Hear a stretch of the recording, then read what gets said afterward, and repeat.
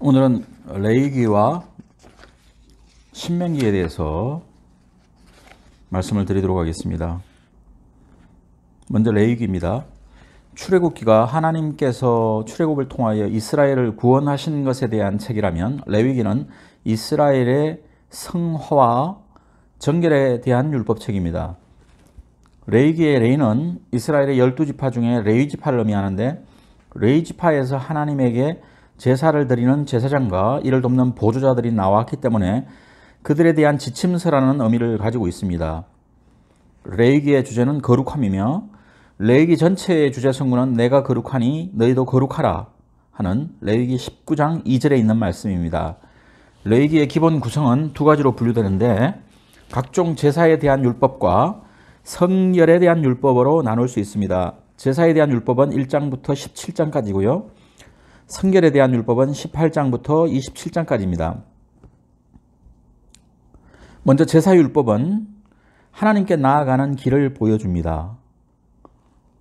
하나님께 제사로 나아가는 길을 보여주는데 그 구성은 1장부터 7장까지 제사법, 8장부터 15장까지 정결법, 16장부터 17장까지는 속죄일로 나눌 수 있습니다.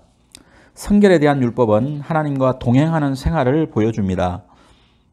그 구성은 18장부터 20장까지 일반법, 21장부터 22장까지 제사장법, 23장부터 26장까지 절기법, 27장의 서원법으로 이렇게 나눌 수 있습니다.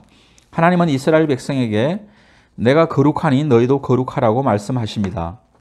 거룩하다는 의미는 구별된다는 뜻으로 우리가 하나님과 교제하기 위해서는 세상과는 구별된 깨끗함을 입어야 한다는 뜻입니다.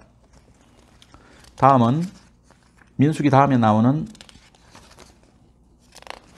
신명기에 대해서 간략하게 정리해 드리겠습니다. 신명기의 신명이란 계명을 거듭 되풀이하여 알려준다는 뜻으로 광야 생활을 통해 주신 여러 가지 명령들을 거듭 강조함으로써 하나님을 향한 경건한 신앙심을 굳건히 하고자 기록된 성경입니다. 모세가 죽기 전에 출애굽 사건을 모르는 출애굽 2세대에게 지금까지 일어났던 과거의 일들을 총정리하고 젖과 꿀이 흐르는 땅인 가나안에 들어가서 세상의 조류에 휩쓸리지 말고 거룩된 구별된 거룩한 삶을 살라는 유언과 같은 기록이 바로 신명기입니다. 신명기의 구조는 크게 세 부분으로 분류할 수 있는데 첫째는 이스라엘의 40년 광야 생활에 대한 교훈입니다. 이스라엘이 시내산을 출발해서 모압 땅에 이르기까지 여정을 말하는 가운데 광야 생활에서 겪은 일들을 교훈적으로 말하고 있습니다. 특히 민수기에 나온 여러 가지 사건들, 하나님을 배신했던 그런 사건들, 거기에 대한 어떤 징계, 그리고 회개, 하나님의 회복, 이런 내용들을 예로 들면서 백성들이 하나님 앞에서 바르게 행해야 할 바를 제시해주고 있습니다. 둘째는 이스라엘이 받은 현재의 계명에 대한 재강조입니다. 레위기에서 다루었던 다양한 율법의 규례들을 반복합니다.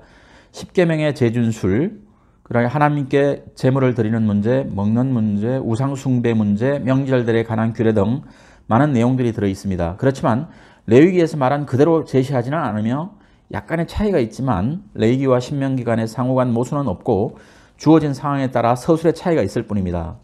셋째는 미래를 좌우할 선택과 모세의 죽음입니다. 모세는 가나안 땅에 들어가서 하나님의 율법에 순종하면 복을 받을 것이요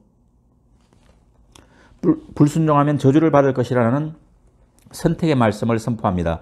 그리고 먼 장래에 이스라엘 백성이 흩어졌다가 회개하면 돌아오게 하시겠다는 예언도 주십니다.